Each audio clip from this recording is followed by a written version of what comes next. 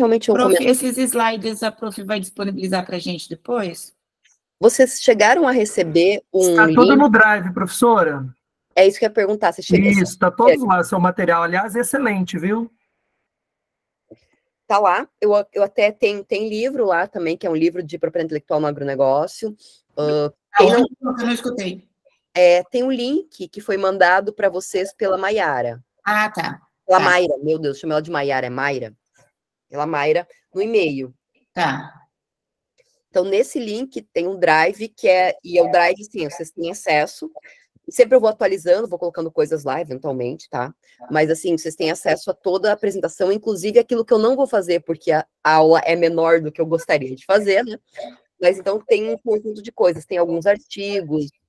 A ideia é que vocês tenham um material lá para poderem utilizar. Todo esse material separado por temática, tá excelente, a organização e também o conteúdo. Que bom.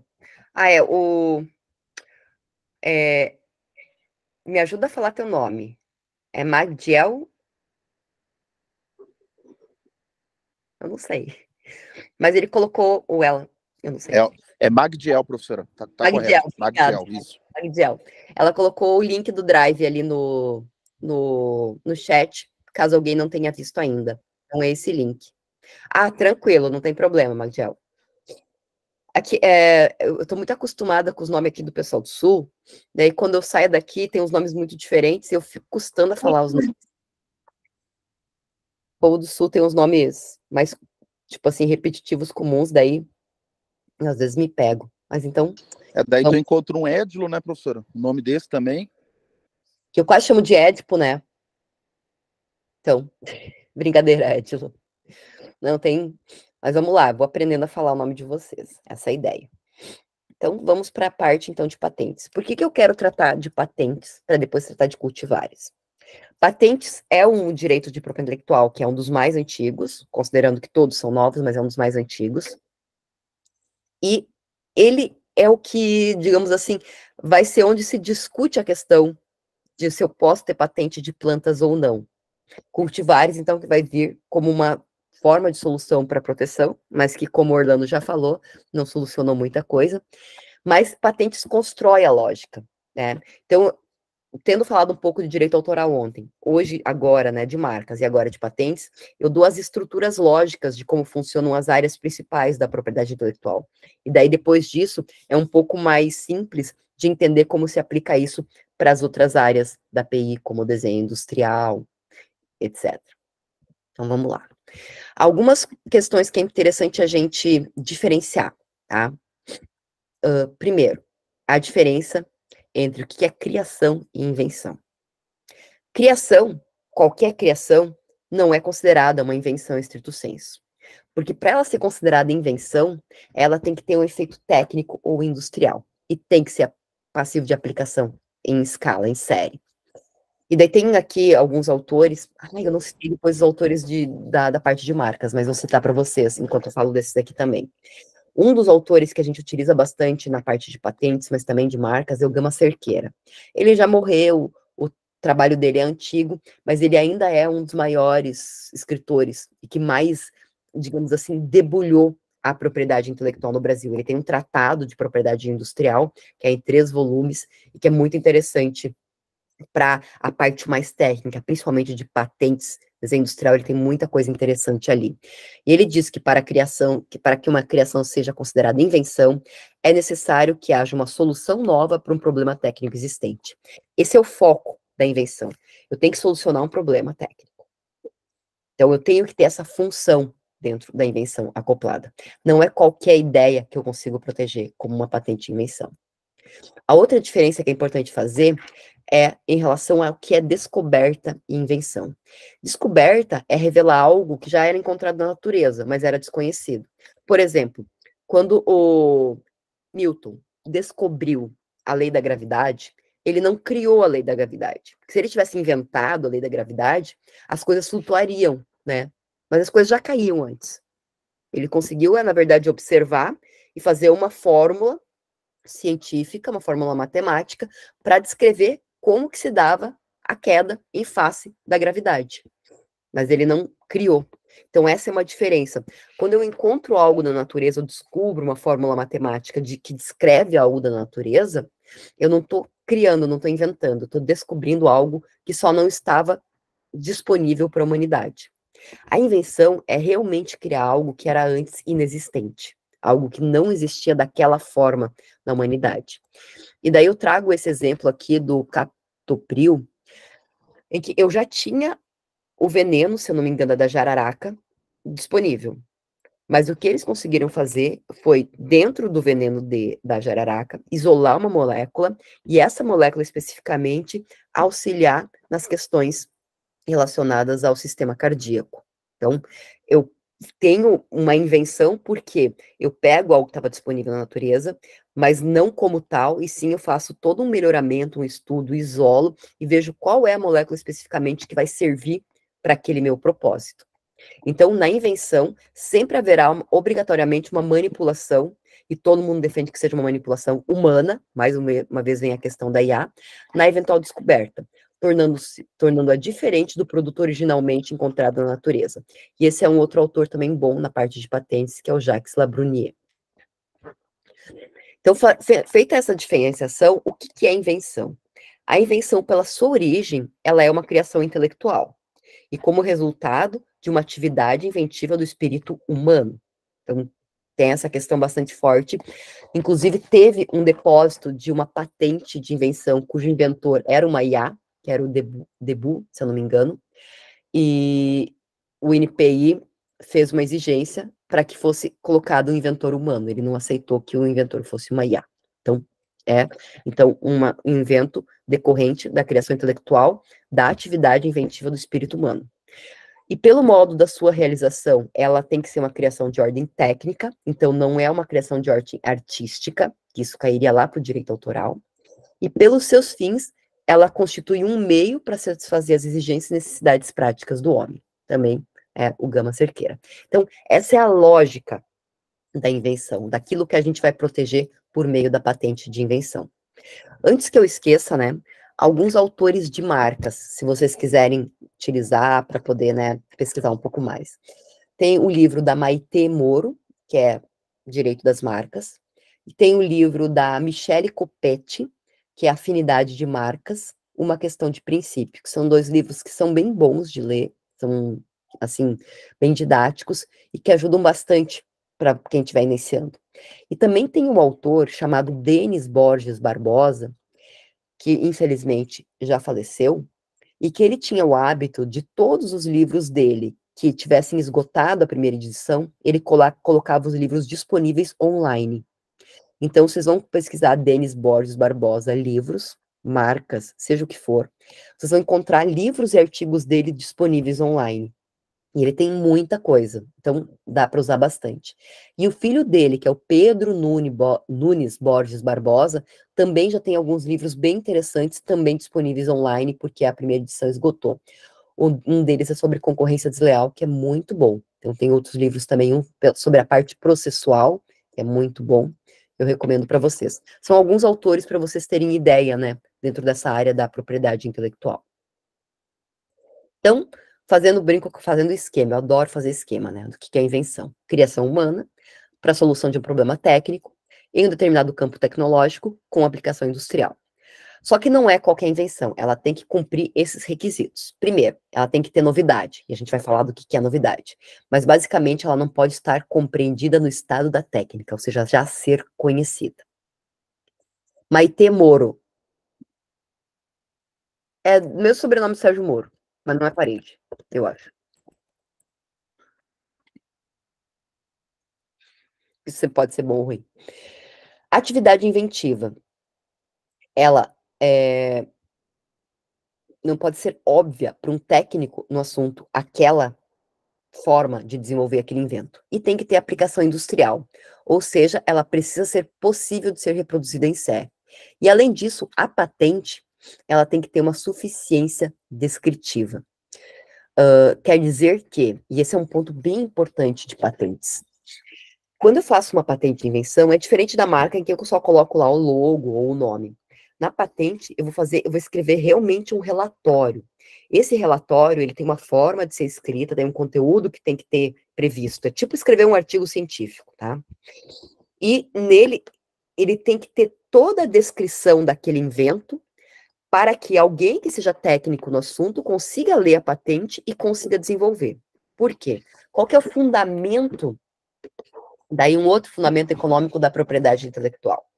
A ideia é que o invento, ele poderia,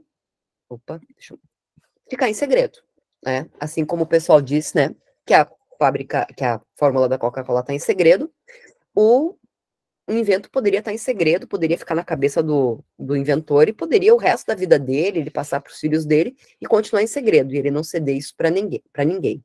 Essa é uma maneira de proteção, que é a proteção de fato, que é não contar para ninguém. Agora, se alguém descobre, ferrou.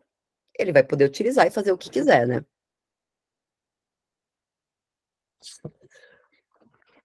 O que se diz que foi feito, digamos assim, pensando do ponto de vista teórico, é como se fosse um contrato entre a sociedade em geral e o inventor. O inventor, ele concorda em revelar o invento dele para a sociedade e, em troca, ele tem um período de exclusividade para explorar aquele invento, que é, no caso, hoje em dia, de 20 anos. Essa é a estratégia.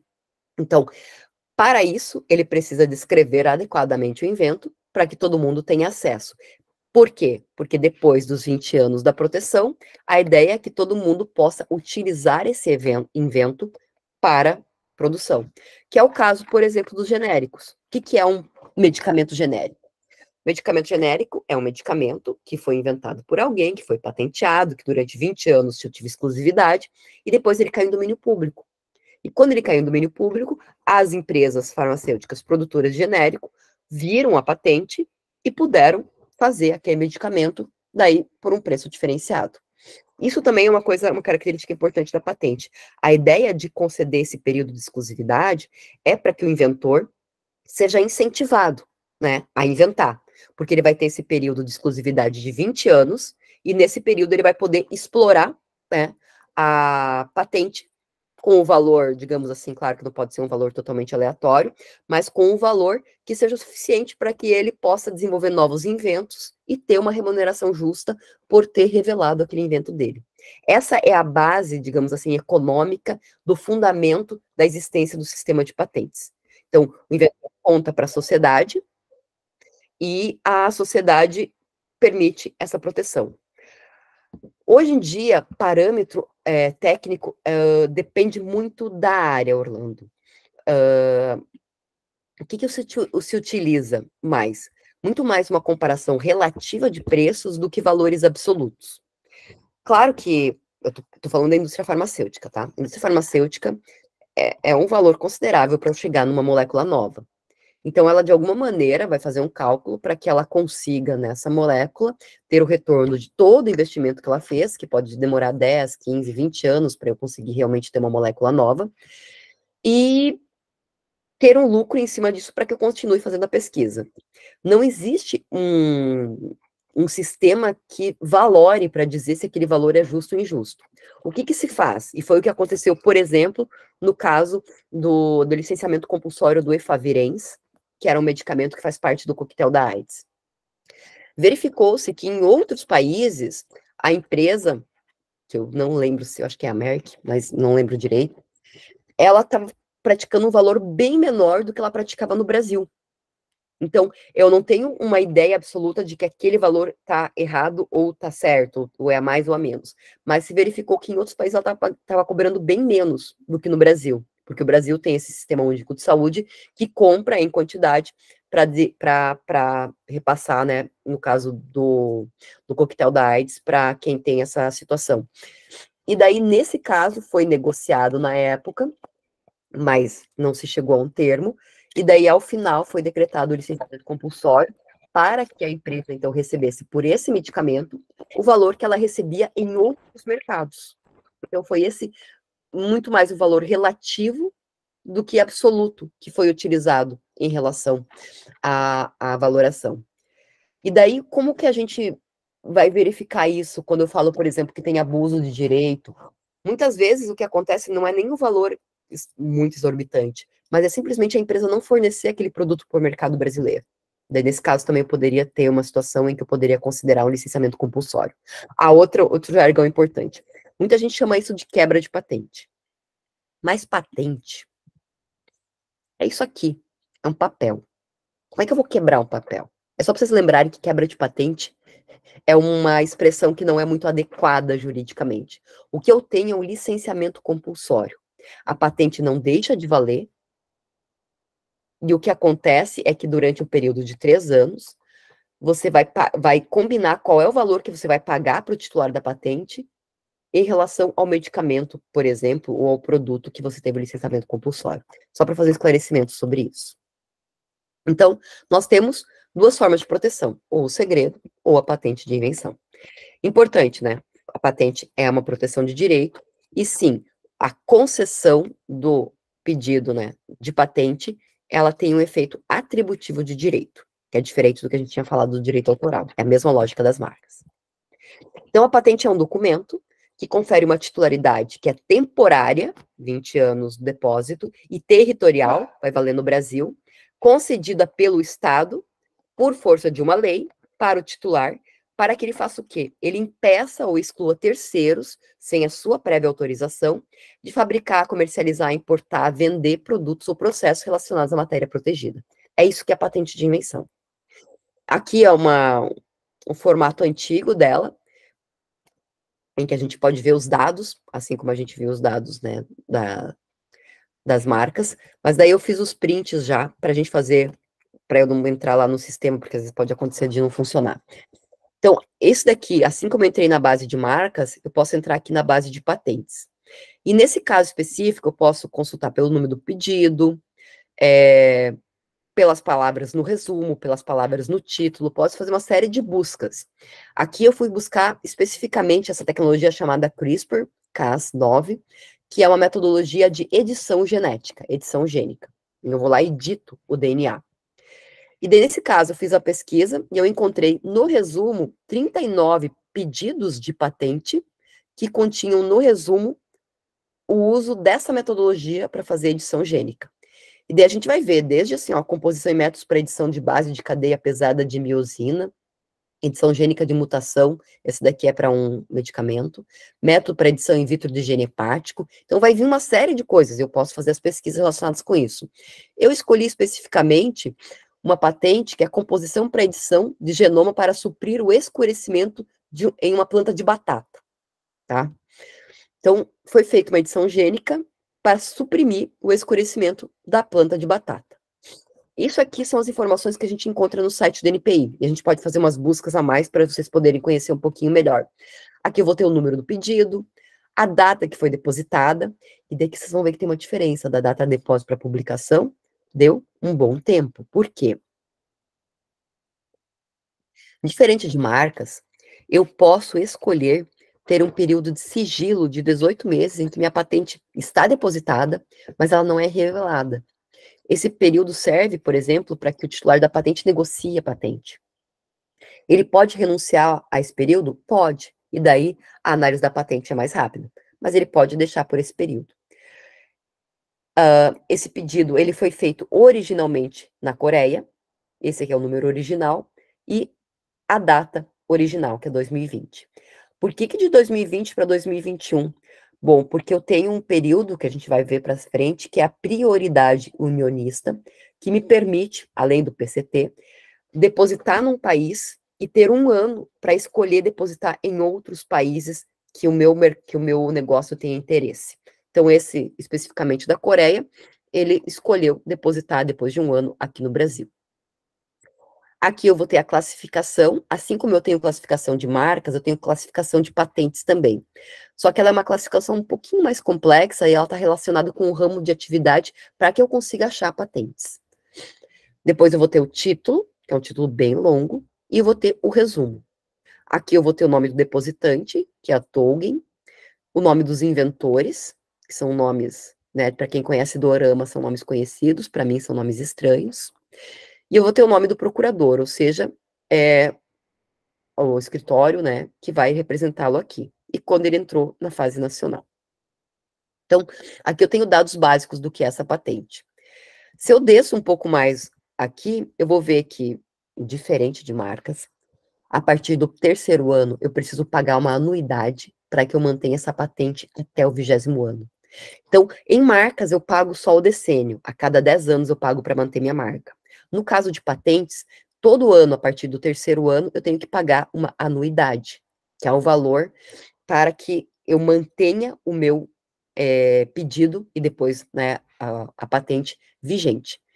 Então, esse daqui, basicamente, foi depositado já em 2023, já estava acabando o período do sigilo, e ele foi publicado, então, em 6/6/2023. Depois disso, né, depois dessa parte, o que eu normalmente se faz? Normalmente eu tenho que fazer um pedido do exame de mérito. Claro que pode ter tido oposições a partir disso daqui, nesse caso não teve nenhuma oposição ou manifestação, que no caso de patente chama manifestação, e depois eu solicito, eu tenho que pagar uma taxa para solicitar o exame de mérito. E daí depois disso é que fez o exame, e daí é feita a concessão. Esse é o trâmite, mais ou menos, no caso de patentes. E aqui embaixo, eu tenho a íntegra da patente, né, do documento publicado. Então, aqui, essa é a cara atual, né, de uma patente de invenção. Então, eu tenho o número brasileiro, data do depósito, data da publicação nacional e todos os outros dados que a gente viu. E daí, na sequência, eu vou ter a patente. Deixa eu, acho que é interessante dar uma olhadinha com vocês, já que está todo mundo muito quieto.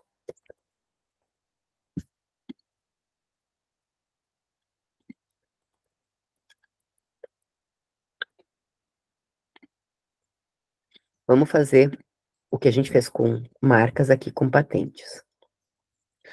A lógica é muito semelhante. Vou entrar aqui em patentes. Tenho também tudo, né, o passo a passo, se eu quiser, marcas também tem esse guia de passo a passo, se eu quiser acompanhar meus processos, e aqui a base de buscas. Então, vou para a base, posso continuar anonimamente ou me cadastrar, e eu entro em patentes. E daí a gente chega naquela partezinha lá que eu tinha feito para vocês. Alguém quer sugerir algum termo de palavra-chave para eu procurar no resumo título para ver se eu acho uma patente? CDB.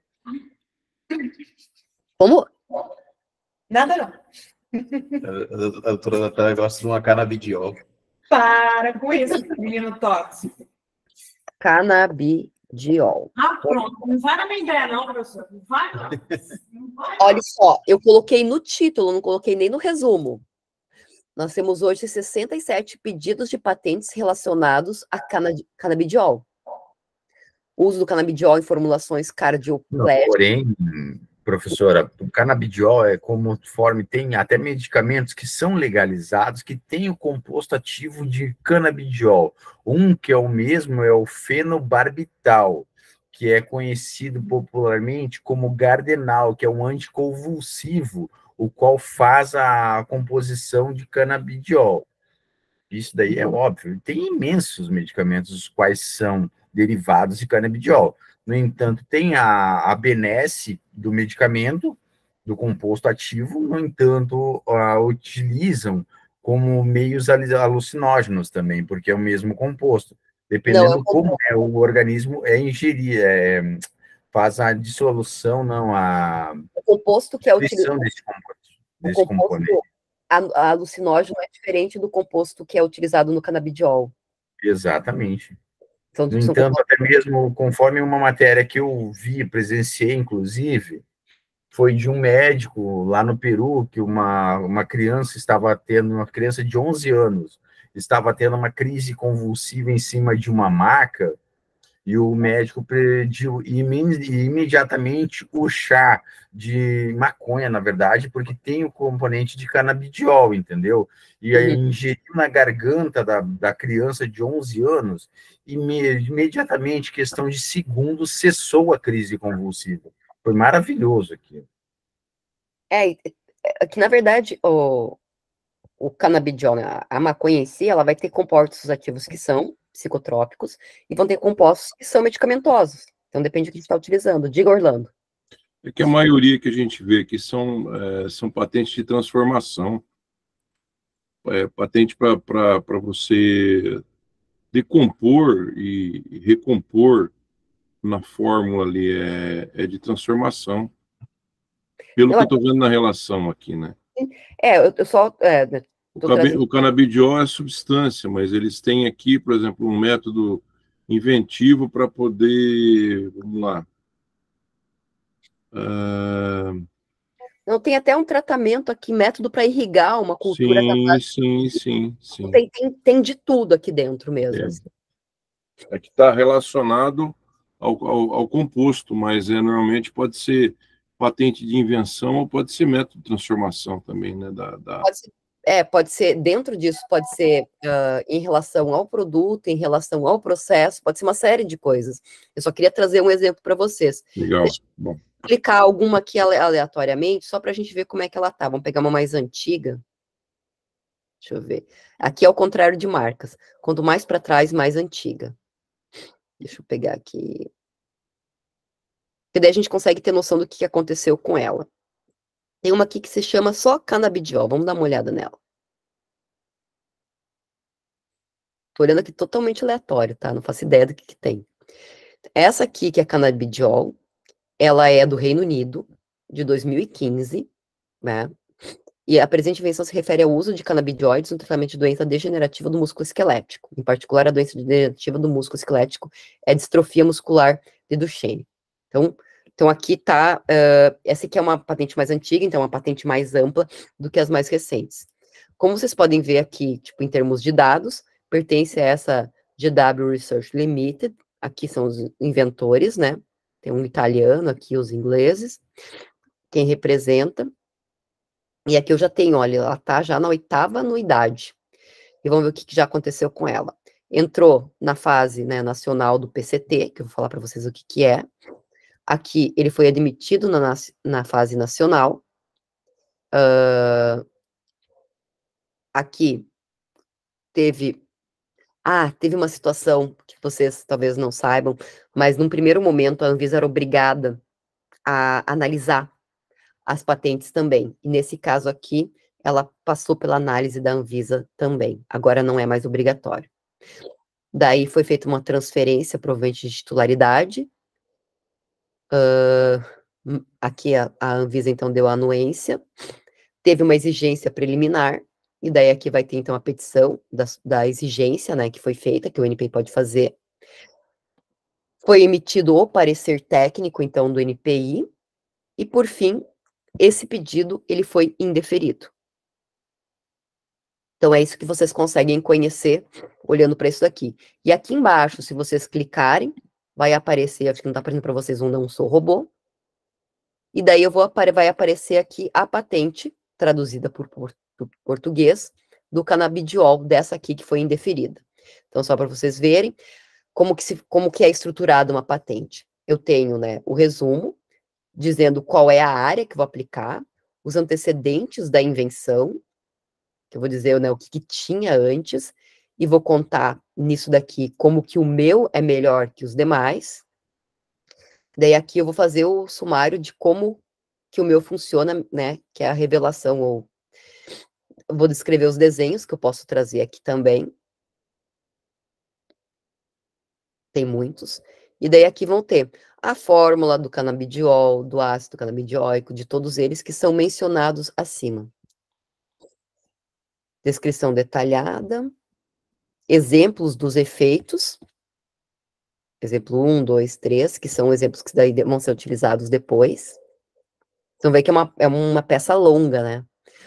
Por exemplo, deixa eu demitir mais uma pessoa. Apareceu o Bruno. As conclusões em relação a isso, mais um exemplo. Mas isso aí provavelmente deve ter sido descoberta, né, professora, para ter sido indeferido? Pois é, ou era uma patente muito ampla, sabe? Vamos dar uma olhada nas reivindicações, tá? É porque já existe o canabidiol desde que o mundo é mundo, né? É bem possível. Talvez o processamento, o método de concentrar o canabidiol possa ser patenteável, mas o canabidiol mesmo não pode, eu acho que não pode, né? Penso eu. É por isso que eu peguei essa para a gente ver. Então, é um canabidiol caracterizado pelo fato de ser para uso no tratamento de doença degenerativa. Então, o que é E isso é super importante. A reivindicação é o coração de uma patente de invenção.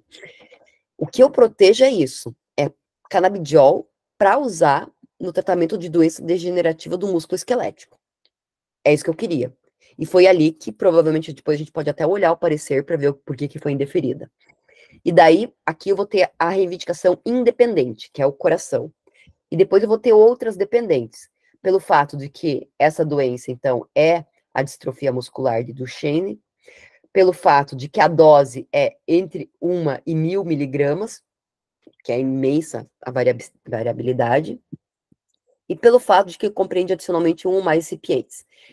É uma patente fraca pelas reivindicações que ela tem aqui. É bem fraca essa patente, porque ela é muito genérica. Provavelmente tem uma questão relacionada à questão de ser uma descoberta, né? Enfim, aqui vão ter daí as imagens, é só para vocês conhecerem, né, como, digamos assim, o que tem dentro de uma patente de invenção. E aqui vai estar o resumo, que é o que aparece depois lá no site. Vamos voltar. Aqui, ó, a gente acha, isso é bem legal, porque a gente acha, inclusive, o parecer, né, que até a Daiane tinha perguntado como é que eu acho. Aqui está o parecer que foi feito, que entendeu pelo indeferimento. Então, uma coisa que aconteceu é que o depositante, ele não se manifestou pelo parecer técnico negativo, né?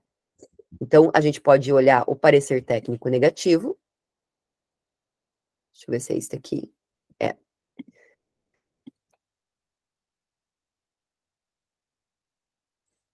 Que vai ter aqui, tipo, os pontos que foram apontados.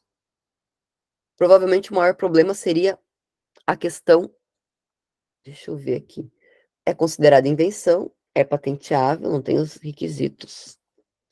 E aqui a gente vai, então, tipo, estudar, porque, olha só, um parecer de 4 páginas, o que aconteceu. Deixa eu ver se eu consigo achar um resumo aqui.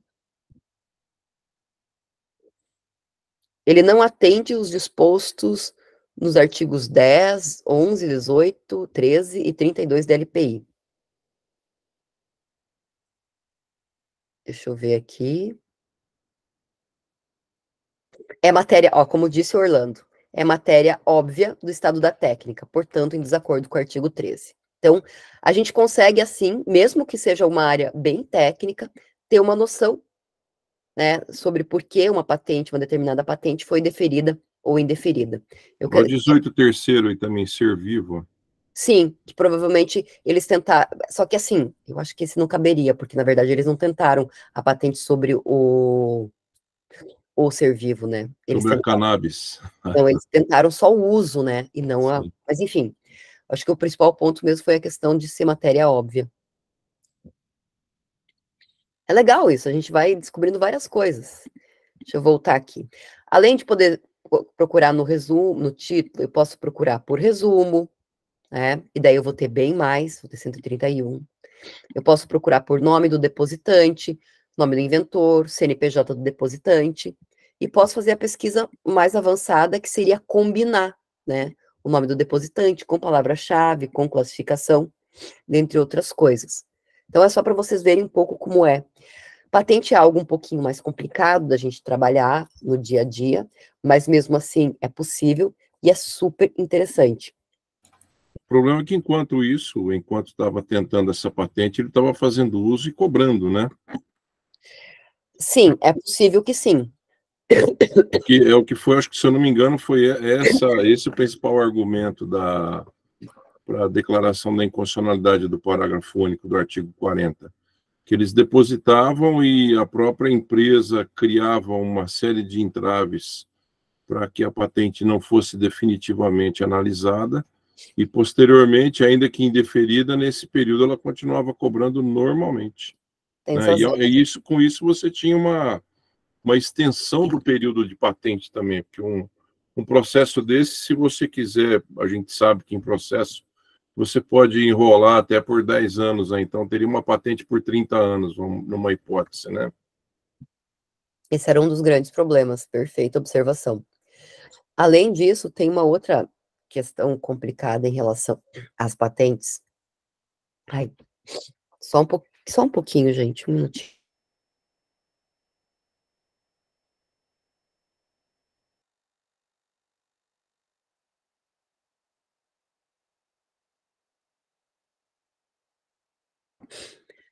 que eu acho que é legal trazer, está relacionado à questão da possibilidade de comercialização.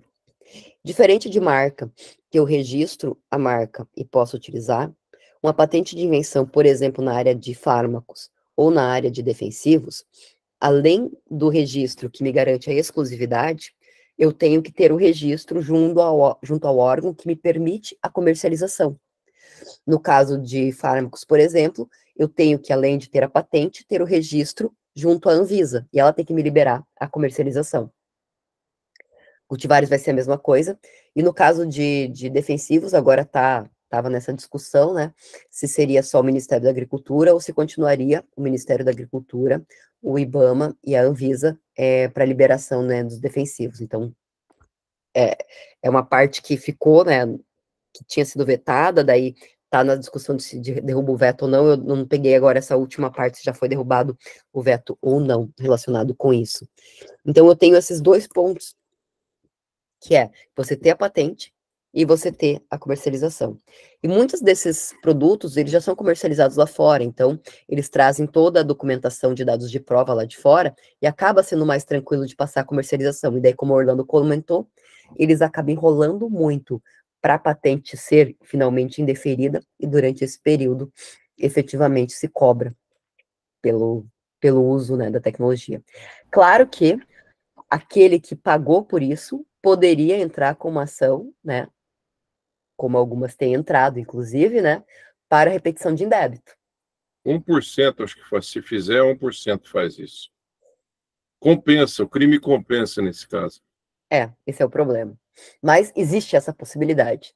E é bom vocês saberem que existe essa possibilidade, né? Se alguém, por exemplo, entrar com um pedido de defensivo que depois tem a patente indeferida, vocês podem solicitar o ressarcimento do valor que seria a título de royalties daquilo que foi pago pelo cliente.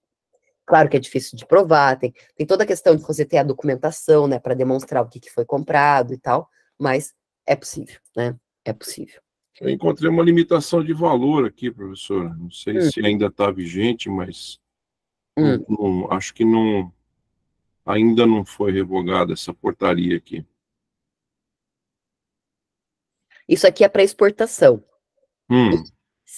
Tipo assim, quando, por exemplo, você tem uma empresa que é filial no Brasil e você tem a sede lá fora, você pode enviar royalties sem pagar a tributação.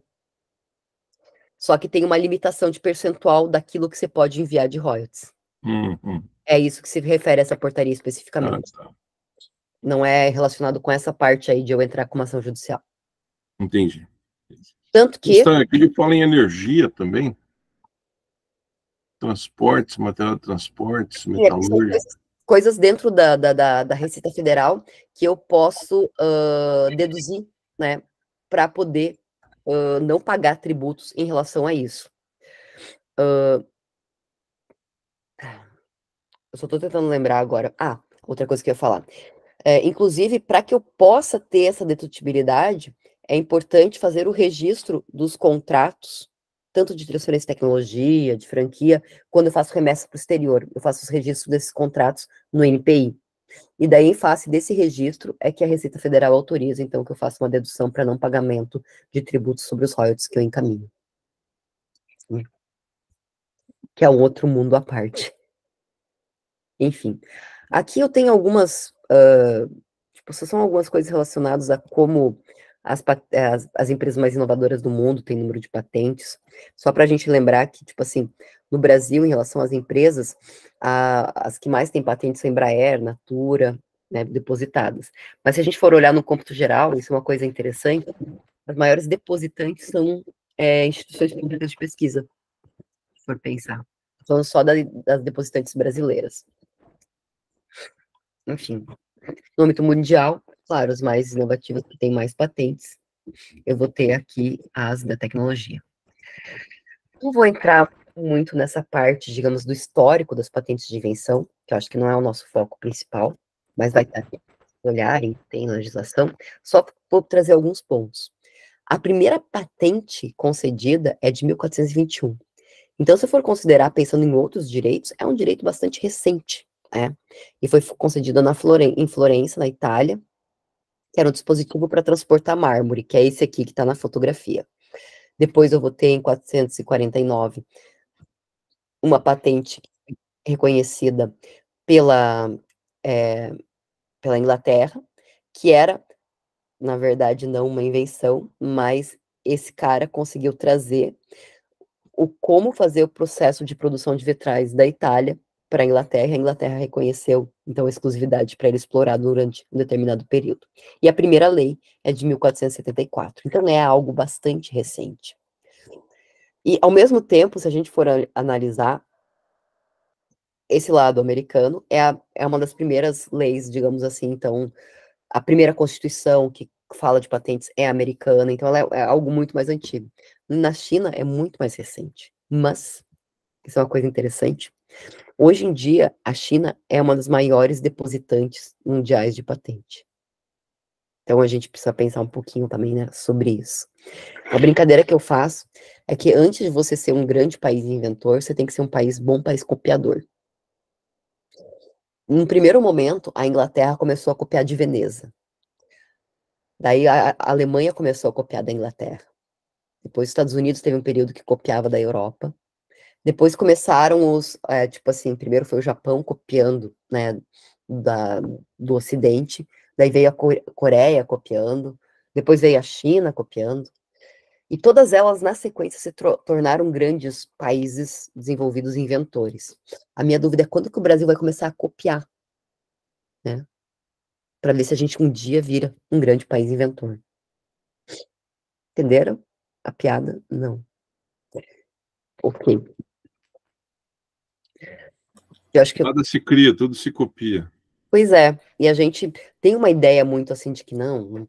Bom, esses países copiaram muito antes de se tornarem, né? E hoje, realmente, a China, ela está muito na frente em termos também de inovação. Em informática, já há bastante tempo, acho que o Lindomar me corrija, que conhece mais disso, tem um processo chamado engenharia reversa. Eles pegam as mesmas linhas, fazem uma alteração e vai fazer a mesma coisa mudando a cara do programa só, né?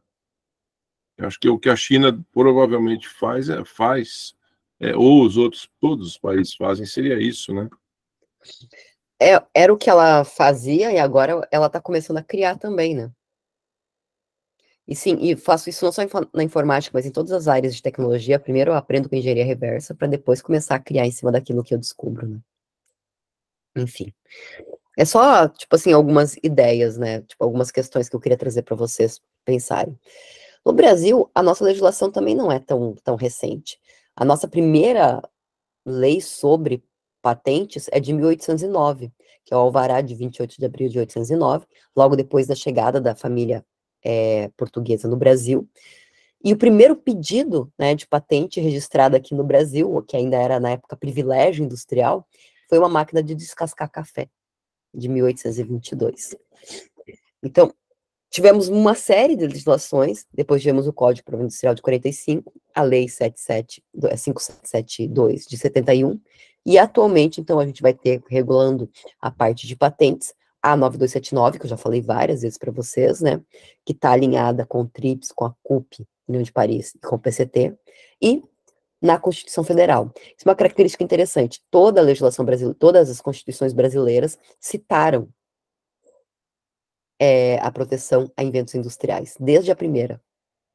Isso é uma coisa interessante. Então, está previsto no próprio artigo 5º, atualmente, como direito fundamental, a assegurar aos autores os inventos industriais, privilégio temporário. E isso é uma coisa importante, que eu já comentei algumas vezes, mas eu quero reforçar. Fala, Claudemir. Professora, refletindo ali naquele quadro anterior que a senhora mostrou, a opinião da senhora, a gente sabe, vários são os fatores, mas por que no nosso país, se pesquisa muito, na verdade, a gente tem uma gama de pesquisa de várias coisas, mas por que se inova também tão pouco nesse sentido? Está ligado ao quê? Na sua concepção, a senhora, enquanto também, acredito que produtora de conhecimento, pesquisadora também, enfim, esses termos, a falta de relação, talvez mais próxima, da indústria com as agências pesquisadoras ou próprias universidades, enfim, seu conhecimento, pela sua também, enfim, trabalho na área, o que a senhora acha, a sua opinião sobre essa questão, da gente ter bastante pesquisa, mas pouca inovação? A gente tem vários fatores que colaboram para essa situação. Uma primeira questão é que, por muito tempo, a universidade não pesquisava para fazer patentes. Ela pesquisava para publicar artigos, né? E essa cultura de proteção da inovação, ela é muito recente. Só em 2004 a gente vai ter a primeira lei que vai trabalhar dentro das instituições públicas com incentivo à inovação interna. E daí que eu começo a ter depósitos de patente. Esse é um ponto. Tem um outro ponto, que é, boa parte das empresas brasileiras está vendendo almoço para pagar janta. A gente tem muito problema em ter um valor a mais para conseguir investir em inovação. Então, as empresas pequenas, é muito complicado, e grande parte do Brasil, vocês devem saber aí, ele é movido por empresas pequenas, né? Boa parte das grandes empresas tem P&D próprio e normalmente são multinacionais, que inovam lá na sede delas e só trazem a tecnologia para cá. Esse é um outro ponto. Mas, além disso, a gente tem um problema de conexão entre os institutos de pesquisa e as empresas. É difícil, é burocrático. A lei de inovação tentou melhorar um pouco isso, principalmente agora na alteração que teve em 2013, mas daí eu tenho uma série de procuradores, e AGU e TCU, que não conseguem entender outras estratégias de você fazer relação entre universidades e empresas, porque eles acham que tudo tem corrupção. Eu trabalhei em NIT de universidade desde 2003. Então, tudo não pode, tudo tá errado, sabe? Tudo é muito difícil. Então, às vezes, eu tô com um negócio muito legal da universidade que a empresa precisa e eu não consigo transferir a tecnologia. Então, tem essa parte burocrática também que é bem complicada. Tem muita parceria, mas a gente tem muita parceria com empresa grande, que às vezes é muito multinacional também. E daí essa parceria acaba não refletindo aqui internamente. Então, são diversos fatores. E nós não temos uma cultura de inovação disruptiva no Brasil. Nós temos uma cultura que eu falo que é maravilhosa, né? Mas que é de inovação muito mais relacionada com quebra-galho, sabe? De dar um jeito nas coisas que a gente está fazendo aqui. A gente é muito bom em dar jeito nas coisas, mas questões disruptivas, eu acho que a gente não tem nem tempo, nem dinheiro disponível para esse tipo de investimento. E ainda a gente tem, em todos os países que tem muito investimento, boa parte do investimento é público. Estados Unidos, o grande investimento em inovação é público. Então, a gente ainda tem muito pouco investimento público no Brasil para que essas inovações realmente aconteçam. Porque quando você fala de alguma tecnologia, são bilhões.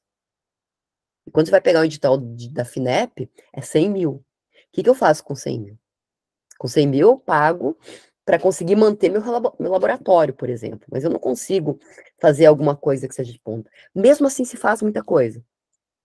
E daí, às vezes, eu não consigo transferir. E às vezes eu não tenho a cultura. Então, são esses pontos, Claudemir. Entendi.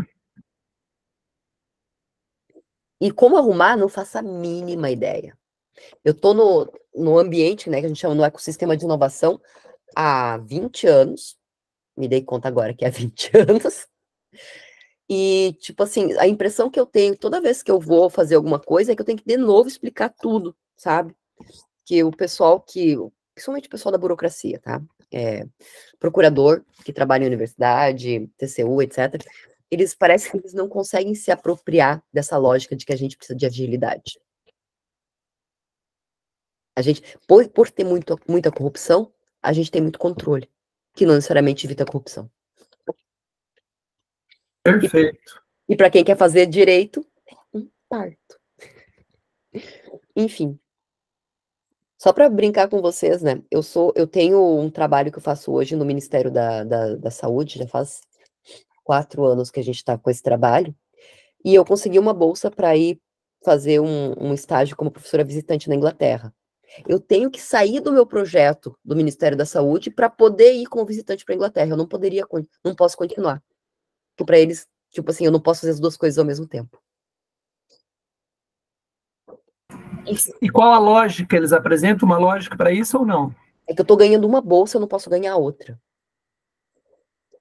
Mas você não está, por exemplo, fazendo 2, 3 coisas agora, por exemplo? É Isso engraçado. É um absurdo. E o que você vai conhecer lá não vai agregar naquilo que você faz aqui? Não seria um ganho para a própria instituição, para o país, enfim? Pois é, só queria trazer para vocês, assim, tipo assim, é nesse nível, sabe? É nesse nível de burrice. Eu preciso contratar, por exemplo, um bolsista, às vezes eu demoro 3 meses para ter o bolsista aprovado. E, tipo, o mundo do negócio, o mundo da inovação é muito ágil. Então, o tempo da nossa burocracia é diferente do tempo da nossa realidade. Esse é o nosso grande desafio. Mas isso acontece em universidade, que se fosse em qualquer outro órgão, aí eles compram arroz aí a 370 bi, uma porcaria, não tem origem, não tem nada, e deixa de investir no Rio Grande do Sul, né? Na verdade, esse recurso deveria ser utilizado aí, hoje, está precisando aí agora, não é para ontem, nem para amanhã, é para agora que tem que ser feito. Né? A agricultura do Rio Grande do Sul, se não tiver investimento, no próximo ano aí, em reincorporação de matéria orgânica, em recuperação de solo, esquece, vai virar um desertão. E aí, mas para fazer esse tipo de coisa, o governo não precisa de nada, né? Não precisa de estudo, se despreza todo e qualquer tipo de estudo científico, simplesmente fazem. Agora, onde deveriam investir, que seria dentro das universidades, né, e em conhecimento, esquece, é essa burocracia. Aliás, o pessoal lá, o pessoal em Sinop, o produtor fala em burocracia e está certo. Apesar do sotaque tá um pouquinho errado, mas o termo literal seria esse mesmo, é burocracia. Tu sabe que o termo ele vem de birocracia, que é a ditadura dos escritórios, né? Que é assim que o Weber traz, né? Que é a birro, escritório, cracia. Inclusive, uma das nossas alunas do agronegócio é uma das advogadas dessa ação. Então, a gente passou essa semana acompanhando a liminar, e daí vai. Enfim, não vou entrar no mérito, mas enfim. Mas é absurdo, a gente está vendo, eu acho assim, uma situação muito atual, né? E para a gente que tem a obrigação de pensar e passar o pensamento adiante, assim, uma coisa chega a ser estúpida, né? O que eles estão fazendo. A gente que está dentro do agro, a gente quer a sobrevivência do agro, não de benefício de alguns políticos aí. Eu estava ouvindo um deputado aí do seu estado comentar sobre as empresas que fizeram essa alienação para o governo federal. É coisa absurda, não tem pé, não tem cabeça, não tem nada. E aí você, por conta disso, você faz qualquer coisa. Agora, para restringir conhecimento, cria um monte de empecilho e de dificuldade aí que poderia trazer benefício a médio prazo para o país, e infelizmente é assim que funciona. Né? E se você pegar tribunal, ainda piorou, Deus o livre. Mato Grosso é nacionalmente conhecido, você sabe disso. Eu sei, eu trabalhei na falência da Uvepar. Meu Deus, prof, meu pai tinha soja nessa empresa. Acabou com a gente na época. Mato Grosso é terrível. Mato Grosso eu era criança. Pois eu era criança também quando eu trabalhei. A gente representava um dos criadores. Em Falha. Até hoje está em andamento esse negócio. Eles compraram um pouco do soja. Mas no assunto que o Orlando colocou, eu só queria falar assim, a minha opinião, né? Deixar bem registrado que a minha opinião, se é que ainda a gente tem esse direito de expressar a opinião que a gente tem, já não sei até que ponto que se pode fazer isso. Mas está ficando gravada, prof. Mas a minha revolta... Não tem de gravação, não. Chega o couro. A minha revolta disso tudo são os órgãos que deveriam defender, né? Estão comprando arroz, pelo que eu vi, com produtos que é vedado a produção de arroz com aqueles tipos de agrotóxicos naqueles países, e estão comprando, e lá tudo é permitido, e aqui no Brasil eles querem por uma legislação, uma obrigação, agora querem tirar o glifosato. Eu li uma reportagem do Ministério Público, ele entrou pedindo para tirar o glifosato, proibir o uso do glifosato. Gente, vão carpir uma roça de 10 mil hectares, de 20 mil hectares, de 50 mil hectares, raciocina. Então, assim, eles querem vedar os usos das coisas que vem nos auxiliar, que foi uma tecnologia inventada, que não prejudica, claro, dentro dos limites permitidos, né? E aí você vê um monte de Ministério Público ali, indo contra glifosato, indo contra isso, indo contra aquilo. Aí, contra um leilão desse, você não vê ninguém. Então, tudo perfeito. Aliette, nós estamos vendo essa ação aí, a atuação do Ministério Público contra a pesquisa na época de plantio de soja, que gerou... Isso, contra a tecnologia, contra as coisas que a gente quer melhorar. Contra o plantio estudo. direto foi uma melhora, foi descoberta, agora estão impedindo de se progredir. Eu não entendo isso. Eu entendo que a Bayer está querendo emplacar o dicamba e está fazendo o Ministério Público de ferramenta para isso. Né? De fato, o glifosato já está comprovado que em 2 horas ele volatiza, não fica nada na planta, o residual dele é ínfimo, e eles estão colocando essa porcaria desse dicamba que tem o produtor chama de deriva, né? Que ele vai muito longe, ele não se limita ao local onde você aplica, essa nuvem vai embora e ataca tudo que tiver em volta, e isso sim é prejudicial. Agora, como é que um Ministério da Saúde me aprova um produto desse? É complicado, tudo se não tem, o problema no país é que não tem pesquisa. Você coloca coisa no mercado e quando você fala em pesquisa, o pessoal acha que é uma coisa do outro mundo, né? Quando a base deveria ser pesquisa e a comprovação de resultado, né? E aí o que acontece essa inversão que a Kelly está colocando, você não valoriza a pesquisa para valorizar a questão comercial. É absurdo isso. Tem 2 pontos que tu colocou em relação, eu não sei, eu tenho uma curiosidade para saber como é que anda o dicamba por aí, porque a gente teve muito problema de deriva do 2,4-D aqui no Rio Grande do Sul, muito problema, meu Deus, tipo assim, na parte, por exemplo, do setor vitivinícola, perder vinhedos inteiros porque teve deriva de 2,4-D aplicado. O problema do dicamba é que ele é um 2,4-D plus, né, porque eu consigo aplicar durante todo o período, e ele inclusive pode matar a soja que não é resistente. Uhum. Eu quero ver quando isso acontecer, para ver o que vai acontecer. Agora tem um ponto, Orlando, que é importante, né? Se tirarem a Anvisa, eu não vou ter mais Ministério da Saúde analisando a aprovação. Vai ser só o Ministério da Agricultura. Complicado. Então, tem esses pontos aí que são... Se isso chegar a acontecer, professora, vai ser melhor ou pior para o produtor? Na minha percepção, em relação eu acho que hoje eu tenho uma análise um pouco mais criteriosa quando eu tenho Anvisa, Ministério da Agricultura e IBAMA fazendo análise, do que só tendo o Ministério da Agricultura. Nós sabemos, eu trabalhei 15 anos no setor, eu trabalhava com lobby. Então, nós sabemos como é que funcionam as forças, né? Então, eu posso ter uma análise um pouco mais criteriosa quando eu tenho mais de um órgão fazendo análise do que quando eu tenho um órgão só. É a minha percepção.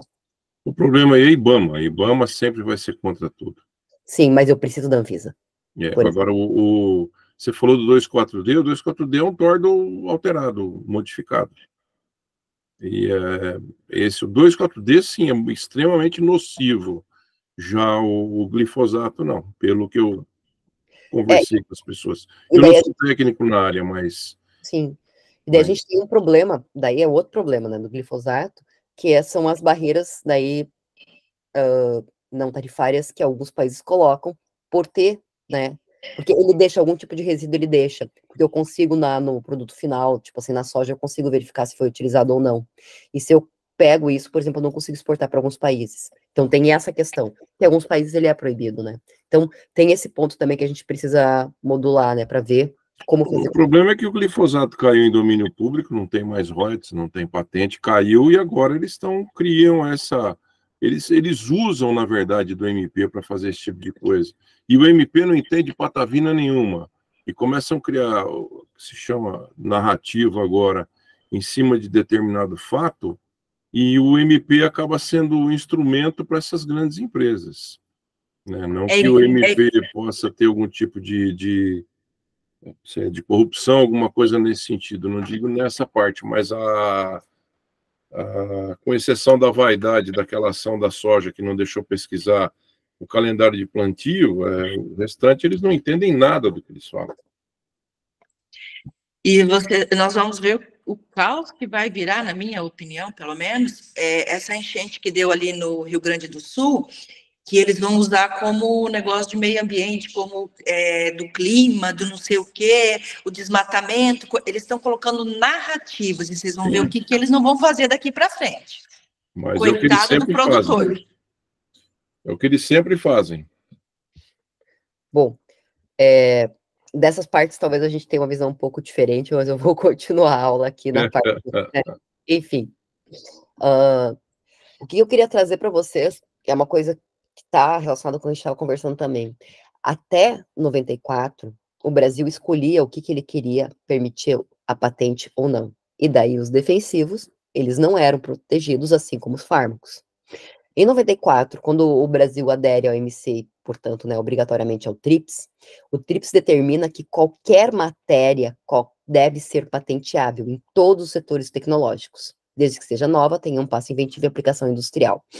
E daí, nisso se inclui todos os tipos, inclusive seres vivos. Tá? E daí eu vou ter algumas exceções, né, que eu não estou obrigada a proteger todos o par de seres vivos, mas sou obrigada a proteger micro-organismos transgênicos. Então, é o TRIPS que vai trazer esse tipo de obrigação legal. E vai trazer também a obrigação de proteger de alguma forma as plantas, que poderia ser por patente, por sistema sui generis, e o Brasil aderiu ao sistema sui generis. Bem, além disso, voltando aqui, né, para a parte aqui. Então, eu vou ter a patente de invenção, eu vou ter o modelo de utilidade. A gente já tinha falado um pouquinho da diferença. A patente de invenção é algo realmente novo. Essa aqui são 3 patentes que são bem marcantes na área da telefonia, das comunicações. O modelo de utilidade, ele é uma alteração em algum produto que já existe com uma melhoria funcional. E aqui até eu tenho, só para vocês verem, é difícil a gente achar, mas aqui eu achei uma patente de um modelo de utilidade, que era especificamente uma disposição construtiva introduzida em degrau ergométrico portátil com registrador de desempenho e software. Ele foi uma alteração em um degrau ergométrico que já existia. Quais são os tipos de invenção que a gente pode proteger? Invenção de processo, de produto e de aparelho. Daí dentro deles vão ter aqueles outros tipos de invenção que o Orlando comentou. O que é a invenção de processo? Invenção de processo é aquela em que eu tenho um modus operandi para obter um produto, e muitas vezes o produto ele já não é novo, mas o processo que eu tenho para obter esse produto é. Então, às vezes, o que eu consigo proteger é o processo de obtenção. Aqui é um exemplo genérico de um processo de obtenção de um bioproduto. E aqui tem até, inclusive, que eu tinha comentado com vocês com relação a software, né? Aqui é um método de comunicação direta entre uma página web e um aplicativo local, que é uma patente de processo de como que se dá a comunicação entre a web e um aplicativo local, que é possível de proteger por meio dessa lógica de sistema. Tenho a invenção do produto em si, em que eu protejo não só o processo, mas eu protejo o produto final. E eu também tenho a possibilidade de proteger o aparelho que executa o método e, no caso, fabrica o produto. Então, são essas 3 mais genéricas, as 3 formas de proteção que eu tenho por patente. Aqui alguns exemplos. Quais são os requisitos? Os requisitos a gente já comentou: novidade, atividade inventiva, aplicação industrial e suficiência descritiva.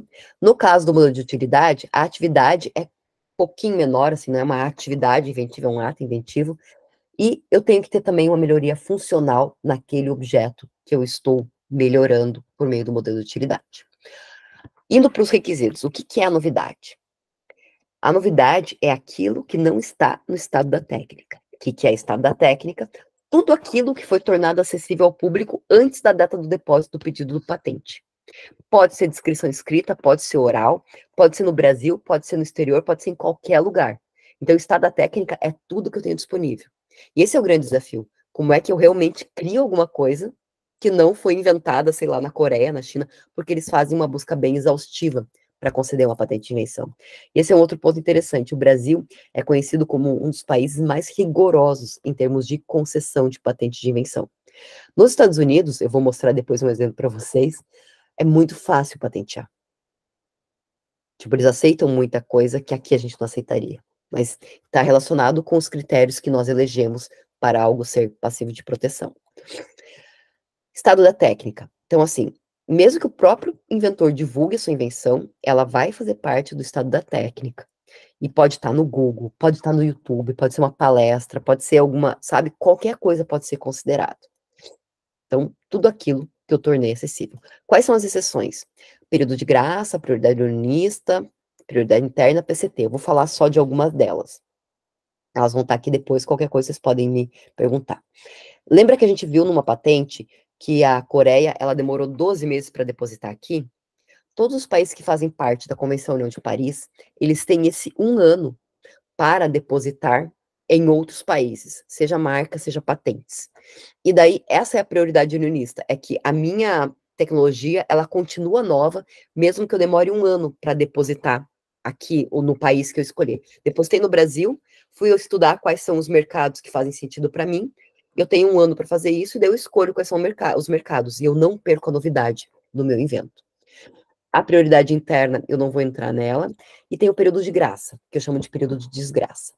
Existe esse período em que o inventor, ele pode ter, de alguma maneira, divulgado, tá, o invento, 12 meses antes de depositar. Mas pode acontecer disso se tornar público. Pode acontecer de eu passar dos 12 meses e do inventor perder. Então, sempre se recomenda que não haja nenhum tipo de divulgação. E também tem, então, o PCT, que é um tratado de cooperação em matéria de patentes. Ele me lembra muito o protocolo de Madrid, porque ele me permite auxiliar para eu fazer o depósito da patente em outros países, depois que eu tiver depositado aqui, mas por um sistema único. Fiz o meu depósito da minha patente no NPI, e eu tenho até 30 meses no total para escolher os países, porque daí eu entro no PCT, que é esse tratado, vou para a OMP, que é a Organização Mundial da Propriedade Industrial, que regula esse PCT, e lá, depois de 30 meses, depois que eu posso solicitar um exame de mérito lá, eu posso escolher para quais países que eu vou mandar o depósito. Então, ali, eu teria até 30 meses para fazer essa escolha. Eles são concomitantes, esses prazos, que, de alguma maneira, evitam, então, que o invento entre em domínio público. Quais são os requisitos relacionados à atividade inventiva? A atividade inventiva é algo que não seja óbvio, né? Que não decorra de uma maneira óbvia para um técnico do assunto. Tem que ter um negócio diferente, um clique. Não pode ser uma coisa óbvia. No caso de uma utilidade, é algo mais simples, é um ato inventivo. Então, pode ser um pouquinho mais, só não pode ser maneira comum ou vulgar. E, por fim, a aplicação industrial. Eu tenho que fazer essa aplicação em série. Algo que eu faça artesanalmente, eu não consigo proteger por patente. Eu tenho que realmente conseguir aplicar em série o invento. E a melhoria funcional, que está dentro, então, do modelo de utilidade. Eu gosto de utilizar o exemplo, né, da lâmina de barbear. Porque, assim, ela é lâmina desde 1900. Mas eu coloquei mais uma lâmina. Daí eu coloquei uma possibilidade dela ter uma pequena inclinação.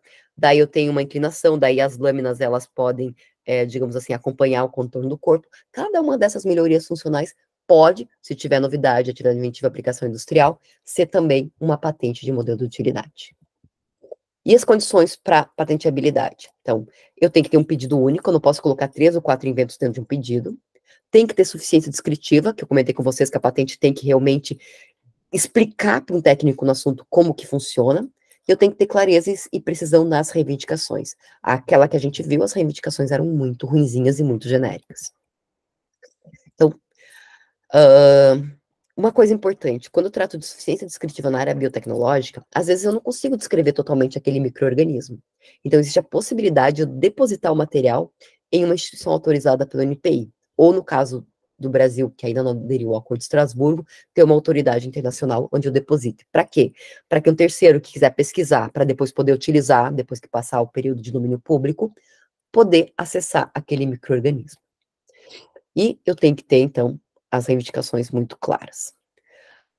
É possível que no meio do processo eu consiga ter alguma coisa a mais em relação àquela patente, mas que eu não me dá uma patente nova.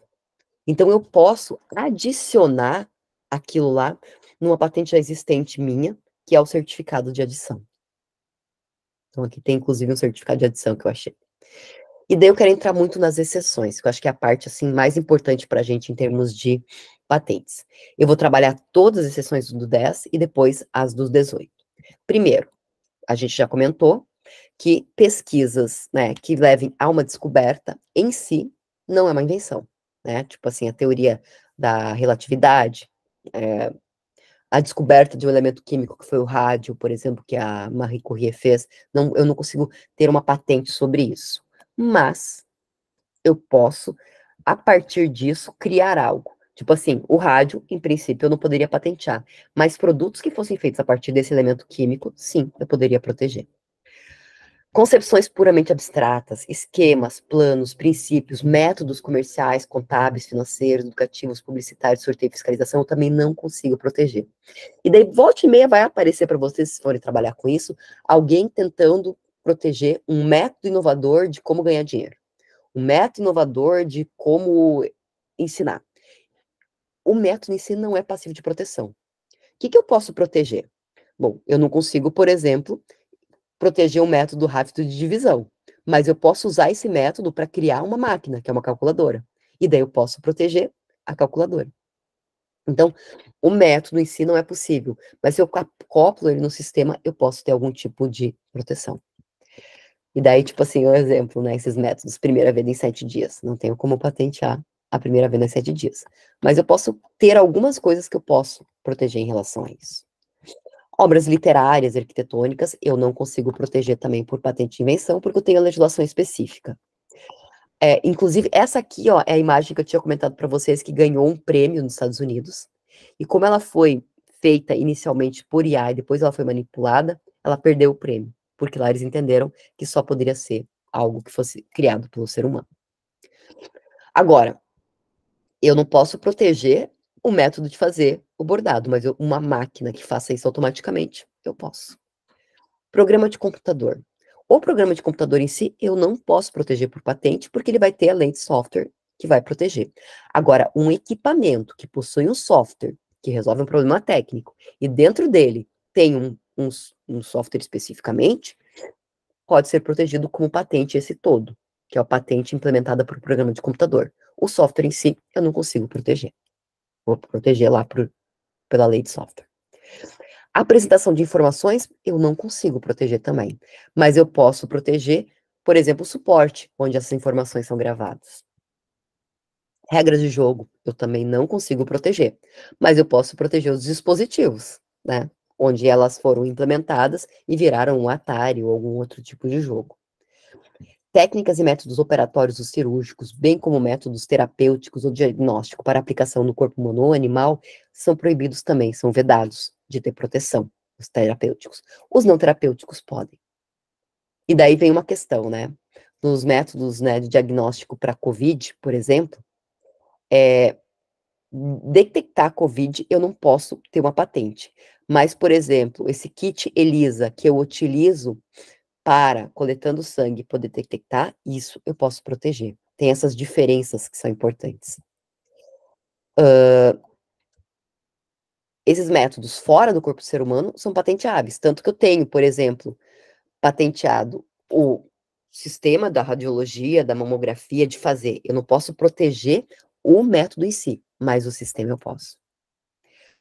Nesse caso aqui, se remover placa dentária for um método terapêutico, eu não posso proteger. Se fosse só estético, eu poderia. Outro, e esse daqui nos toca muito. Eu não posso proteger o todo ou parte de seres vivos naturais e materiais biológicos encontrados na natureza, ou ainda que dela isolados, inclusive o genoma ou germoplasma de qualquer ser vivo natural e os processos biológicos naturais. Isso eu não posso. Diga, Isabel. Professora, a senhora acabou de comentar sobre o caso ali do método de tirar cáries, né? Como eu comentei ontem, nós lá no escritório nós também atuamos na área da saúde suplementar, né? Nós advogamos para uma operadora de plano de saúde e nós temos um problema muito sério com um fisioterapeuta, né? Que ele criou um método para tratar crianças autistas. E esse método nada mais é do que uma cópia de outras coisas, né? E aí uma das nossas teses de defesa é que o método de tratamento não pode ser patenteado. Porque o que acontece? Ele fez o método, daí ele vendeu para uma clínica aqui no Mato Grosso. Essa clínica cobra absurdo assim, enquanto uma terapia convencional ou uma terapia pelo algum método já reconhecido custa X, essa terapia custa 7X, e aí o médico prescreve esse método, só faz nessa clínica, a clínica coloca o preço que ela quer, e aí a operadora já entrou diversas vezes em contato com esse fisioterapeuta que tem a patente desse método, e ele simplesmente não quer vender para a operadora, não responde, não nada. E então, na realidade, a gente está correto em falar que esse método não pode ser patenteado. Sim, o método não pode ser patenteado. Ele tem a patente, será? Tem, ele conseguiu registrar. E aí, na verdade, um dos nossos teses de defesa é que a gente alega que está errado essa patente, né? Ele não poderia ter feito isso. Vocês entraram com a nulidade do pedido de patente? Entramos. Se não entramos, está nos trâmites, na pesquisa, para saber como que ele conseguiu fazer isso para a gente entrar, mas é totalmente legal, né? Em princípio, um método terapêutico, ele não pode ser. O que eu poderia proteger nessa situação aqui? Eu poderia proteger o instrumento, mas o método em si não é passível de proteção no Brasil. Essa nulidade não dá para ser argumentada a qualquer tempo? Pode ser argumentada. No processo? Pode ser a qualquer tempo, administrativamente e judicialmente. Mas se tiver um processo tramitando, é matéria de ordem pública, eu posso arguir essa nulidade. No caso, por exemplo, de marcas, eu não consigo a nulidade em todo o processo, eu só tenho até 5 anos. No caso de patentes, eu posso, durante todo o processo, suscitar a nulidade. A qualquer tempo, a qualquer momento, matéria de ordem pública. Sim, durante todo o processo eu consigo suscitar essa nulidade. Então, por isso que eu te perguntei, é a estratégia que vocês têm, porque não faz sentido ter um método terapêutico. Vocês têm que ver se eles acoplaram isso a algum instrumento, alguma coisa assim, sabe? Tem que dar uma olhada sobre isso. Mas, em princípio, o método não pode ser protegido no Brasil. Obrigada, professora. Acho que eu vou dar mais uma estudada nesse caso e eu vou entrar em contato com a senhora. Não e esses casos eu já ouvi falar e são bem complicados. Bem complicados. Porque daí você tem um médico que, de alguma maneira, tem uma relação, né, com esta clínica, e daí Sim, você não tem o que fazer, né? Eu sei. É bem complicado. Pois é. Yuri, essa é uma boa pergunta. Eu vi agora que está chegando perto do horário do almoço. Eu acho que sim, a gente vai ter que fazer um intervalo para o almoço. Né? Como eu tinha comentado com vocês, eu tenho um conteúdo. E quem não puder ficar à tarde, tá tudo bem, né? Faz parte da vida, né? Enfim. Eu vou tocar mais um pouquinho, só terminar as exceções. Pode ser? Daí a gente faz o intervalo? Pode ser? Pode ser. A Gabi já tá comendo, então tá tudo certo. Manda bala. É porque eu vou precisar comer. Então, né, não consigo fazer isso ao mesmo tempo dando aula, né? Poderia tentar, mas acho que não vai dar certo. Não, mas se fosse o gordo aqui reclamando, vamos lá, mas vocês são tudo magro. Eu sinto fome. Enfim. Então, vamos lá. Porque eu acho que essa parte aqui, a gente, né, consolida essa parte das exceções e daí a gente dá uma paradinha. Por exemplo, uma exceção importantíssima é que eu não posso patentear todo ou parte de seres vivos naturais e materiais biológicos encontrados na natureza, ou ainda que dela isolados, inclusive o genoma ou germoplasma de qualquer ser vivo natural e os processos biológicos naturais. Que é natural, eu não posso. O que eu posso proteger? Sequência de DNA modificado, proteínas, polipeptídeos, sequência de nucleotídeos, anticorpos, hibridomas, plasmídeos modificados, tudo que for modificado, eu posso. O processo de obtenção, de fabricação ou de modificação de todos eles, também posso. Assim como vacinas, composições, fórmulas, compostos químicos. Então, eu não posso patentear aquilo que eu encontro na natureza, tal qual ele está na natureza. Eu tenho que ter uma modificação para que eu tenha uma possibilidade de fazer a proteção. Além daquilo que não é entendido como invenção, eu tenho também as exceções que, mesmo que fossem invenções, não seriam patenteáveis. A primeira delas é aquilo que for contrário aos bons costumes e à ordem e à saúde pública. Isso aqui, gente, é uma patente concedida nos Estados Unidos, tá? Vocês entenderam o que é? É um autochutador de bunda. Eu tava. Eu estava aqui custando a entender que era isso mesmo, professor. O pior é que se colocar no mercado, vende. Assim, provavelmente, mas tipo, aqui no Brasil, provavelmente por entender que isso daqui seria um produto, eu acho que masoquista, eu nunca lembro se é masoquista ou sabe, tipo, sei lá. A hora que eu vi, eu tava imaginando que era alguma coisa 18 mais, assim. Tipo, mas como todo mundo aqui é 18 mais, né? E essa é a patente mais absurda que eu já encontrei na vida, eu trago ela. Mas então ele é um autochutador de bunda. Eu acho que no Brasil não seria passivo de proteção. Nos Estados Unidos, esse mecanismo foi patenteado. Meu Deus. Então, tudo que está relacionado à segurança, à ordem pública, à saúde pública, e daí sim, como o Orlando comentou, eu acho que talvez no teu caso não seja, mas em algumas situações em que se patenteia algo e aquilo poderia influenciar na saúde pública, também poderia suscitar nulidade por causa disso, né? Então, daí essa aqui é uma brincadeira que eu faço.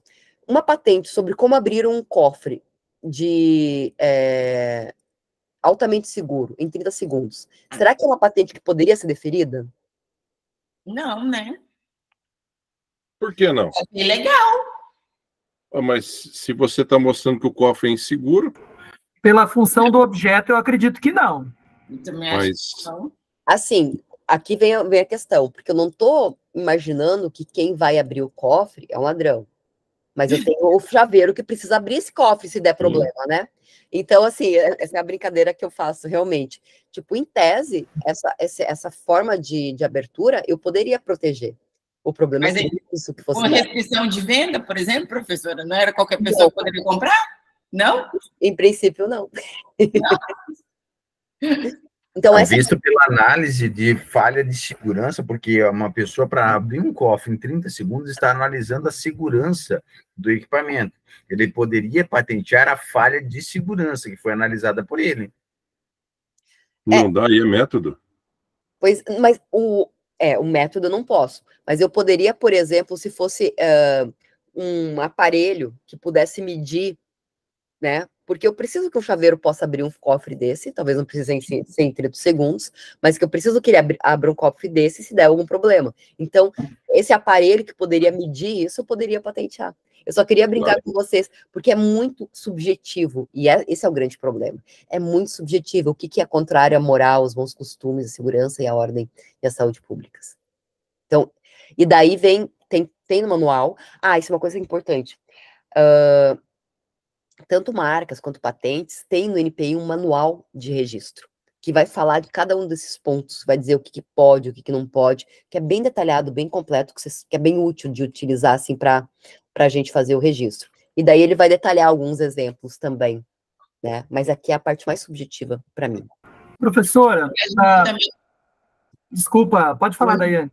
É que a gente está numa pós-graduação de Direito, né? Se fosse de engenharia, qualquer coisa do tipo, a leitura deles sobre a máquina seria diferente, né? A gente é longe.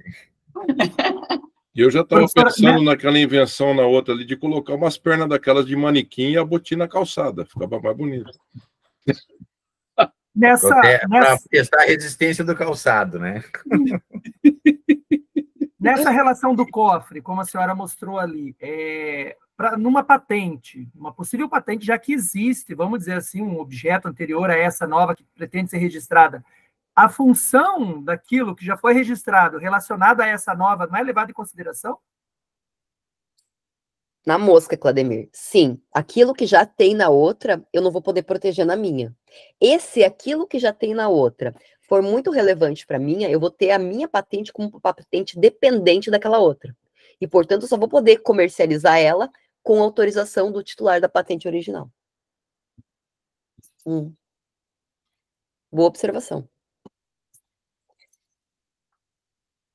Então, outra coisa que eu não posso... O meu modelo de utilidade ali, então, naquele autochutador lá, então, eu dependo do proprietário da patente, então, para eu poder incrementar no meu produto e fazer uma venda. Esse raciocínio está correto. Se ela ainda estiver em vigor, você depende. Como ela foi em 2001, ela já não está mais, mas se ela tivesse em vigor ainda, para eu poder... Analisando o desenho do objeto ali, é um autochutador, mas é o seguinte, ele depende da inércia da atividade humana. Ele não é auto, ele é automasoquista, na verdade, então. Porque pensa bem, olha só, analisando o desenho do objeto, é necessária a força do ser humano para autochutar a sua bunda? Ou então para testar o teste de resistência dos calçados? Eu que chamo ele de autochutador, tá? Porque ele é um... fazendo uma tradução aqui do título dele, né? Que é um operador para ser usado para diversão, um aparato de diversão para chutar a própria bunda. Então, assim, o autochutador sou eu que dei. Exatamente. É para eu me divertir me chutando, basicamente. Enfim. Mas eu já mudaria o desenho e colocaria um motor elétrico ali, que seria mais fácil. Pois é, né? Mas aí vê que faz parte da diversão a coisa de eu mesma querer, né? Mas enfim, a brincadeira. Tem a automutilação, isso daí é o autoflagelamento. Existe isso. Não existe aquelas pessoas que pegam com chicotes, digamos, com várias pontas e até mesmo o autoflagelamento. E pessoas se cortam as costas com um gilete, é isso daí. Seria basicamente o mesmo intuito. É por isso que eu entendo que aqui no Brasil não seria passivo de proteção. Enfim. Fala, Camila. Professora, você falou sobre a questão da segurança também, mas como que fica daí no caso de questão bélica, assim, uma coisa que é feita unicamente para essa finalidade? Bom, a gente também tem, deixa eu achar aqui, dentro disso, a lógica de que o que está relacionado com segurança também teria restrição. Qual que é a principal restrição? É aquilo que está relacionado a qualquer tipo de substância, matéria, mistura, elementos ou produtos de qualquer espécie, bem como modificação de suas propriedades, que levem à alteração ou transformação do núcleo atômico. Então, tudo que estiver relacionado com fissão, fusão nuclear, eu não posso registrar. Mas é ali que ficou, tipo, mais restrito. Aqui ficou mais genérico, falando só em segurança pública. Entendi. Mas eu tenho algumas restrições, eu nunca trabalhei com a parte de defesa, tá? Em que quando há alguma patente relacionada a isso, tem alguma consulta relacionada com a defesa.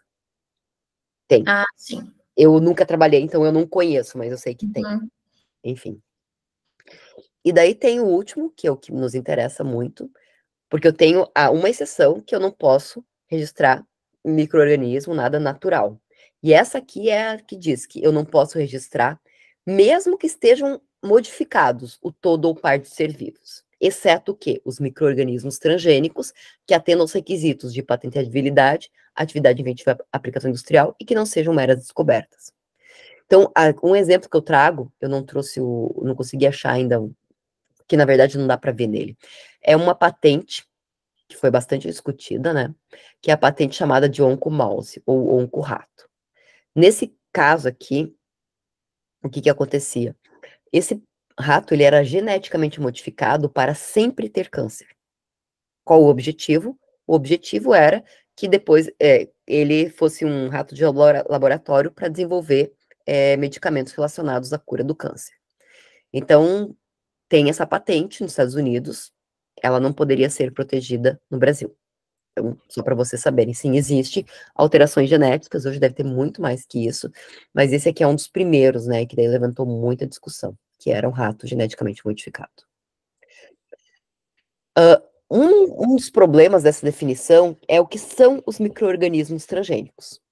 Porque, assim, o que é? São aqueles que expressam, mediante intervenção humana direta em sua composição, uma característica normalmente não alcançável na espécie. Mas o que é micro-organismo transgênico? Será que tipo assim, um fungo, ou um vírus, ou uma alga, ou do reino protista, uma bactéria, eles são todos considerados micro-organismos? Será que no reino animalia eu tenho algum animal? Não, não tenho. Então, o que eu poderia utilizar? Será que no plantae eu tenho? Então, essa é a diferença, a dificuldade que a gente tem sobre o que é micro-organismo. Será que é só aquele que não é visto ao olho nu? Ou não? E a segunda dificuldade é sobre o que é transgênico. Transgênico é só aquilo que eu recebo uma inserção de um gene de fora, como é o caso, por exemplo, da transformação via biobalística, em que com micro bolinhas de ouro, eu vou bombardear, por exemplo, uma planta e vou inserir o gene do agrobactéria nela, ou eu também poderia considerar transgênico quando eu tenho uma edição gênica, que hoje é feita, por exemplo, pelo CRISPR, em que eu vou lá e apago uma parte do DNA para que ele não se expresse. O que é? Essas duas definições que o Orlando tinha comentado, né, que foram objetos de discussão sobre o que são eventos relevantes, né, no NPI. É um objeto ainda, né, de discussão, isso. Sim. Bem polêmico. Sim, é porque no final o NPI fechou a consulta pública e publicou, né?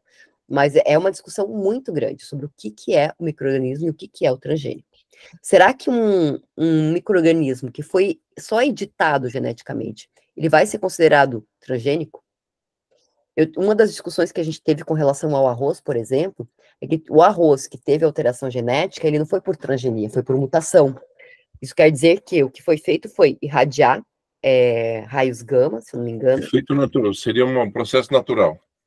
É um processo natural acelerado, né? Porque antecipado, né? O método talvez seja patenteável, mas o produto então, não. Eles jogaram raios gamas no arroz e com isso, alguns nasceram com uma resistência ao Clearfield, que é a imidazolinona. É muito parecido com a lógica só que não foi feito por transgenia, foi feito por mutação. Será que seria passivo de proteção? No final se entendeu que não e a patente foi indeferida. Então tem esses pontos que precisam ser considerados. O que é patenteável? Mas micro-organismo você define como organismo, pela etimologia, vamos lá, né? Micro-organismo, micróbio, alguma coisa que necessite de equipamento para ser visto. Não agora, visto a olho nu. Geralmente você pensa no micro. É o que não é visto a olho nu. Isso é praxe, né? Micro-organismo, isso. Pelo português a gente consegue definir. Mas essa questão da transgenia já é mais... É mais complicada. Mas assim, por exemplo, uma alga, então, que é uma microalga, poderia ser um micro-organismo? Então eu poderia patentear uma alga? Não, porque é ser vivo, está lá no artigo 10. Mas se ela for um micro-organismo? Se ela for alterada para obtenção de um outro produto, por exemplo, um vinho, ou um queijo, ou alguma coisa, eu acredito que sim. Como não produto final, acho que não. Naturais, professora. Se tiver a mudança artificial, pode, mas se for um micro-organismo já com o próprio surgimento natural, sem alteração do ser humano, aí é uma coisa. Aí não pode, mas se tiver a alteração do ser humano, a intervenção do ser humano para a mudança, aí pode ser alterada. Pode ser mas eu acho que ela pode ser patenteável se ela for utilizada para a produção de uma outra coisa, que não seja o produto final como ser vivo. Porque a regra é que o ser vivo não pode ser patenteado. Pois é, a regra é essa. Mas se esse ser vivo, por exemplo, uma bactéria, ele teve uma alteração genética, para que finalidade? Claro que sim, eu sempre vou ter, eu não posso só fazer uma alteração aleatória e proteger, eu sempre vou ter uma função que está sendo protegida em relação a isso, sim. Mas a bactéria como um todo eu posso, a alga como um todo, se fosse uma microalga, eu poderia. Sempre vai ter a função relacionada, claro. Mas para uma finalidade, não para vender alga microprocessada, sei lá, alguma coisa assim. Imagina, por exemplo, que eu quisesse eu tô viajando aqui total, tá, gente? E vamos lá. Eu quisesse aumentar a quantidade de proteínas que uma alga tem. Eu poderia alterar uma alga geneticamente para ela ter mais proteínas, e eu poderia vender, então, a alga com mais proteína, e ela poderia ser objeto de patente. Mas é ser vivo, cai naquela... Pois é, mas é que lembra, é o todo ou parte ser vivo, exceto os micro-organismos, uma microalga, transgênicos. Alterei ela é uma microalga, posso proteger. Esse é o desafio. Mas em relação aos transgênicos das sementes, por exemplo, que a gente... Porque eles, na verdade, o que eles patentearam foi o método balístico, que já caiu em domínio público faz hora. Eles patentearam o Agrobacterium com a alteração. E eles patentearam uma coisa que aqui tá listada, cadê? Que é um polipeptídeo que continha, uma sequência de nucleotídeos que continham essa alteração. Mas a reivindicação sempre vai ser a mesma, a finalidade sempre vai ser a mesma. Que nem no caso da semente, é uma planta resistente, obtenção de planta resistente a glifosato. Então, acho que não tem novidade aí no caso. Não, as últimas patentes já não são mais resistentes a glifosato, agora tem outros tipos de resistência. Até o dicamba que a gente estava falando agora, e tem outras. Mas o que eles fazem? Eles protegem a sequência de nucleotídeos ou a sequência de DNA modificada. Que isso eles podem, do micro-organismo que vai ser inserido. Mas a finalidade sempre vai ser a mesma. Estou falando do transgênico da soja, que ainda está muito em evidência. A patente não é da finalidade, a patente é da sequência, não é isso? Não, mas é da invenção. É do produto. É do produto, não está patenteando a finalidade de ser resistente ao glifosato, eu estou patenteando o produto. Se eu, por exemplo, conseguir achar... O produto é vivo, não pode. Orlando, se eu conseguir achar uma outra sequência dentro da soja que me permita a resistência a glifosato e a resistência a mais um além de glifosato, eu posso ter uma patente sobre isso, na lógica que a gente tem hoje. Mas aí eu acho o seguinte, essa invenção isolada não serve para nada. E se a semente, como ser vivo, ela não pode ser patenteada. Então, a planta não foi patenteada. O que foi patenteado é essa sequência de DNA que foi modificada. E para que ela serve se não tiver dentro de uma semente que é ser vivo? Só que, tipo assim, se ela não estiver lá dentro, aquela soja não vai ter esse comportamento. Mas ela pode ter esse comportamento dentro da reivindicação, é isso que eu estou dizendo. Eu sempre que eu vou pela reivindicação. Sim. Né? Se tem novidades, se tem atividade inventiva, pera um pouquinho. Eu inventei uma outra sequência de propilepepilídeo aí para fazer resistência a glifosato. Né? Eu vou ter uma planta resistente a glifosato que não tem novidade, não tem atividade inventiva. Penso eu, né? Não sei. É isso que eu estou falando. Eu acho que não tem novidade e não tem atividade inventiva. Quando aquela lá foi inventada, tinha, né? As novas...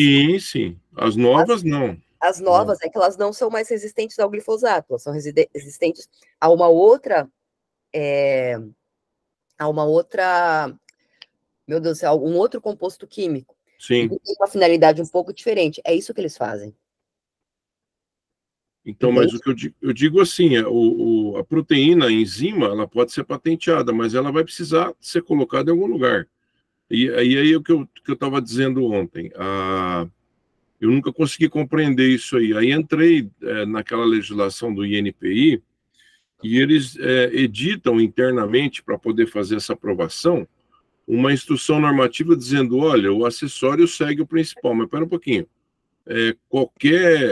Nós até ouvimos de uma professora de ambiental, a regra é que qualquer limitação que você imponha depende de lei, ou ninguém vai ser obrigado a fazer ou deixar de fazer, senão em virtude de lei. Como é que pode o INPI estar legislando ou sobrepondo até a própria lei de patentes aí no caso? Há outro assunto, professor, nessa questão de ser vivo, a 9279, ela está regulamentando o decreto 7903, que é de 45. Não. E lá tem vedação expressa também, lá. Não, a 9279, ela é uma lei e ela regulamenta o artigo 5º da Constituição. Então, ela está dizendo que regula direitos e obrigações relativos à propriedade industrial. Mas lá no final, eu também estava estranhando isso, foi revogado, não foi. Ela fala que revoga só os artigos 169 e 189 desse decreto 7903, que fala que é o Código de Propriedade Industrial. Lá ele se refere à planta também, nesse decreto 7903 aqui. É porque o restante já tinha sido revogado pela 5772. Não, isso eu não vi. A 5772 revogou boa parte do Código de Propriedade Industrial. Então, mas aqui, por exemplo, o que eu estou vendo aqui, que eu abri, que é lá do Planalto... eu estou nele também. Tá praticamente quase tudo em vigência, e ela repete muito o texto da 9279. Assim, vamos lá. A 9279, que eu estou mostrando para vocês agora, lá no final, ela revogou a 5772. que era a Isso. antiga lei de propriedade industrial. Certo. Tá? A 5772 havia revogado boa parte do decreto-lei. Agora, a 9279 revogou o restante. Mas o que a 9279 faz, quando ela é criada, é regulamentar o que está no artigo 5º da Constituição e internalizar o acordo TRIPS. Então, eu tô fazendo uma outra leitura aqui Se eu porque for entrar, se eu for entrar, por exemplo, nesse decreto aqui, que é o Código da Propriedade Industrial, hoje Isso. eu tenho boa parte dele já revogado. Claro, claro. Então, Mas, por exemplo, a questão de planta, né, no caso aqui, não são variedade de novas plantas, por exemplo, ela remete tudo para a lei de cultivares, ela não fica na lei de patentes. sim, toda a parte de plantas, ela está dentro da lei de cultivares, concordo contigo. Então, que a gente nesse sentido que eu defendo, que é no caso na transgenia, deveria ser objeto, então, de lei de cultivares, não de lei de patentes. Porque você obtém uma nova variedade, né? Essa é a questão, porque o que eu estou protegendo não é o DNA da planta. O que eu estou protegendo é um outro DNA que foi inserido. A proteção está sobre esse DNA. Eu não estou dizendo, Orlando, que eu concordo, eu estou explicando qual é a lógica que eles utilizam. Sim. Tá? A lógica que eles utilizam é a seguinte: eu tenho uma sequência de DNA que tem uma característica de ter essa função expressa. Certo. Está na reivindicação. Isso, o que eu protejo é digamos, essa parte. Tanto que eu não vou ter dentro da reivindicação a expressão específica. Eu vou ter isso anterior do caracterizado por. Por exemplo, na reivindicação você tem que dar um resumo da tua invenção. Sim, mas eu vou falar assim, ó, uma patente, uma planta que recebeu uma sequência DNA caracterizada pelo fato dessa sequência tornar a planta resistente à imidazolinona. Eu não estou protegendo a planta, porque o que eu estou protegendo é depois o caracterizado por, que é caracterizado ou pelo fato da resistência. O que eu estou protegendo é a resistência, não é dentro desse DNA, especificamente. Eu não estou falando que eu concordo com isso, eu estou explicando como que eles justificam isso. Sim, mas aí eu acho que essa parte de planta, ela remete toda a lei pela legalidade estrita, ela cairia na cultivar, não na lei de patentes. Essa até foi pelo OPOV de 78, que você não pode ter dupla proteção.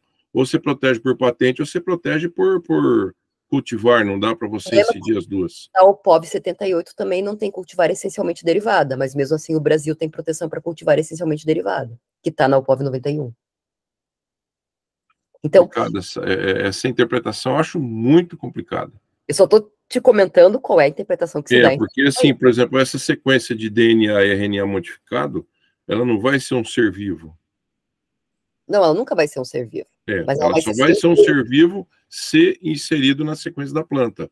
E uma vez inserido na sequência da planta ou da semente do ser vivo, ela não pode ser patenteável. É isso que eu estou dizendo. Sim, mas ela não é patenteável dentro da planta, ela é patenteável independente. É essa a lógica que é utilizada atualmente. Mas como é que você vai cobrar royalty, então, em cima do ser vivo? Porque contém essa sequência de DNA? E essa sequência de DNA, ele não sobrevive sozinho. É isso que eu estou dizendo, a exceção é micro-organismo. Essa sequência de DNA não é um micro-organismo. Essa é a discussão que a gente tem no IAC 04, que é o que eu trouxe lá para vocês. Essa é a discussão de bilhões. Esse é o complicador, porque o produtor nem sabe se isso aí, não pode nem conferir se isso está lá dentro. Eventualmente ele está pagando lá por algo que nem agora a última que foi intacta, que foi são duas patentes proscritas já em domínio público que enfiaram dentro de uma planta e diz que é novidade. Não, eu acho incoerente isso, né? E dentro desse raciocínio de organismo e de micro-organismo, das exceções, eu acho que planta e semente, de qualquer forma, ainda que ela contenha uma sequência, eu acho que não pode incidir royalty em cima disso. Eu também posso achar, Orlando, mas não foi a decisão que tomaram. Aquele acórdão do STJ foi uma lambança. Você é técnica, você sabe disso. Aquilo foi pegaram até os conceitos do Denis Barbosa e fizeram uma salada, né? Uma coisa que eu acho que eles nem entenderam o que estavam lendo, do meu ponto de vista. Eu acho que o pior é que eu acho que eles entenderam. Só eles têm uma visão diferente, essa é a questão. Eu sei qual que é a visão deles. Então, Nós sabemos. enfim, só para a gente poder, então, avançar, né? Então, e além disso, né, naquele acórdão, tinha matéria para discutir no STF até dizer chega. E não foi. Não aconteceu nada. Tinha os tratados internacionais, tinha essa discussão do que é patenteável, não é patenteável, ser vivo. São as exceções, princípio da legalidade estrita. Não subiu. É estranho isso. Né? E o pior é que vinculou, né? Isso é que é triste. Enfim, é tipo assim, eu estou tentando explicar dentro da lógica que tem para a gente poder conseguir entender o que fazer com isso, né? O que é patenteável, então? O que se entende como patenteável hoje? Compostos contendo produtos naturais, bactérias, fungos, protozoários geneticamente modificados, DNA e proteínas modificadas, DNA clonado é possível, método de modificação genética, os fármacos e processos de obtenção, e os métodos de extração, né, e purificação de produtos. Então, tudo isso hoje é passível de proteção. E está regulado dessa forma. Certo? Não tem muito que a gente possa fazer. Essas seriam as exceções que a gente teria para tratar. Agora eu entraria na última parte, mas eu acho que a gente pode fazer, então, um intervalinho para o almoço, tá? E voltar, pode ser? Porque eu tô cansada. Você está cansado, doutora? Já são, para você, já são 1h20, né? Só definir os horários do retorno. Tá. Pode ser 1 hora de almoço? Menos? Pode. Todo mundo consegue almoçar em 1 hora aí? 1 hora tá perfeito. 1h30 para o cochilo. Pode ser. Exatamente. Então, 1 hora, então, né? Cochila depois da aula. Pode ser, então... Pode ser, professora. 1h30, né? 1h30. Retorno 1h30, né? Isso. Pode ser, então? Perfeito. Então tá, gente. Combinado. Espero que voltem. Bom apetite. Ok. Bem, eu vou desligar agora, tá? E daí eu volto depois. E vou também parar a gravação para não ficar 1h30 com a gravação acontecendo. Perfeitamente.